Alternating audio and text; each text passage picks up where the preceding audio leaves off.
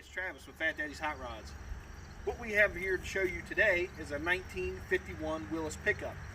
We finished this up for a customer about 6 years ago, and he brought it in, just one little bit of maintenance done to it and some tuning done on it.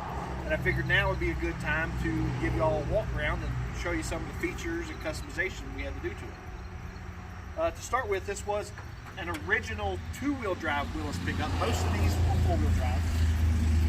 I think they stopped making the two-wheel drive right around this time. It originally had a four-cylinder engine in it, making 65 horsepower. And we've increased that by about 850% with this. It is a 500 cubic inch Mopar big block. It started out life as a 440. It's been bored and stroked out to around 500 cubic inches. It's making 550 horsepower, 680 foot-pounds of torque. This was a challenge to fit in here. Some of the things we had to do to get it in, you can see we moved the firewall back about 5 inches. We cut about 4 or 5 inches off this radiator support and installed a custom built radiator here. And we had to install custom headers that we had to modify. And in order to be able to clear the steering, which you can see it barely clears, this whole engine is offset about 1 inch to the passenger side. As far as the suspension goes, we've got a Fat Man front suspension under the front with adjustable QA1 coilovers.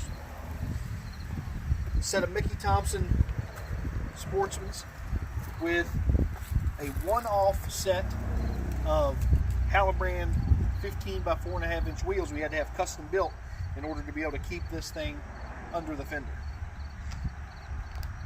As far as back here at the rear end, we've got a Chris Olson 4-link rear suspension with QA1 adjustable coilovers back here. We've got a Dana 60 with a Detroit locker, 411 gears. We've got a set of Mickey Thompson Sportsman tires, 29 by 1850, wrapped around a set of 15 by 15 American Racing torque thrust tubes. Alright, if we take a look here at the interior, we can say we've got full custom upholstery, a mahogany steering wheel. We mounted the roll control button right here, a one-of-a-kind aluminum billet gauge bezel with autometer gauges. We had the original gauges refinished to look closer to the autometers. We've got a polished stainless steel shifter connected to a TKO 600 5-speed, and a CD player mounted in the glove box to keep it out of the way.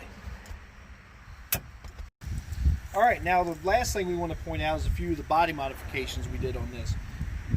For the most part, the body is the same Willys Jeep truck in styling, but we did a few simple modifications just to change it up a little bit. This is actually the rear of the frame. We mounted these street rod LED taillights in it. We machined out these plugs to put here in to fill that hole in the end of the bed. Willys were known for they were one of the first ones with an all steel bed floor. This is an all steel bed, but just to make it look a little nicer, we added these oak slats in between the ribs on the steel. These are fiberglass fenders on the outside of the truck. The original steel ones were rotten, so I used what was left and salvageable of the steel fenders to make inner wheel wells to cover the 18-inch wide tires. We have a set of street rod mirrors mounted on here. Now these hood hold downs are what you would normally see on like a Willys Jeep. They did not actually come on these pickups, but the owner liked the look of them and wanted to add a set of stainless ones here on his truck. This particular year of Willys truck actually had 5 grill bars going across. Some later years or earlier years had different configurations of this, so we just cut it down to 3 to give it a cleaner look. And the last thing we did that probably made one of the biggest differences is we moved this front bumper back about 4 or 5 inches. It used to stick way out front, and bringing it back really made a big difference. I hope you've enjoyed the walk around of the 51 Willys.